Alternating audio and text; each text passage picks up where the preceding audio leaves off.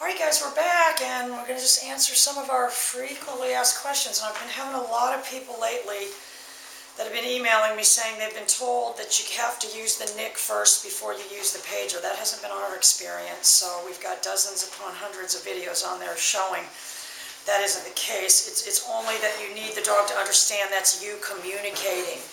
You know, to me the analogy would be to say, you know, your cell phone has to short out first before you figure out that, you know, the vibration is the pager.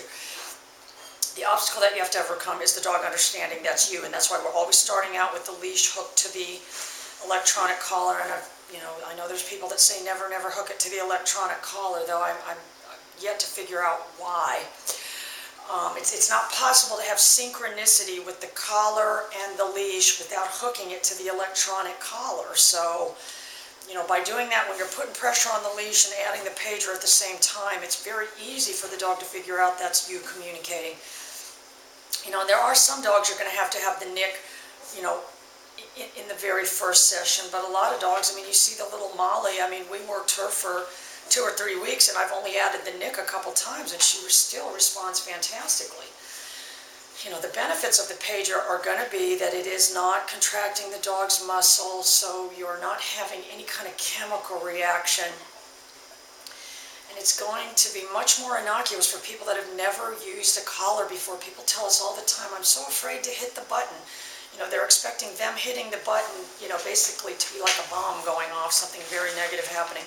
So it's a good, you know, training wheels for people to become more confident. And with the pager, we can produce expectation. By adding the pager at a certain place, we can later add the NIC at that same place, and there is no surprise to the dog. Remember, a shock is something unexpected that can't be controlled. If the first time you hit the NIC, it was too high, the dog didn't expect it, you're going to get the wrong muscle memory where the dog's going to have a bad reaction. So we definitely don't want that, but you know, the big benefit that we see is for people that have never used a collar before, they can start out, and even our friend Cadlin in Romania, when he was very nervous, and this guy's, you know, an expert dog trainer, very nervous about using the collar in the beginning, I said, just start out using the pager. You can't do any harm. So that's the benefits of the pager.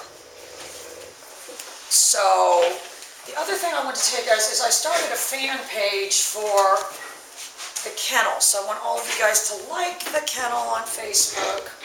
I have a lot of, you know, I'm going to go back and find a lot of different training videos from the past and stuff that I like and put on there, because I know there's so many on there, it just gets overwhelming.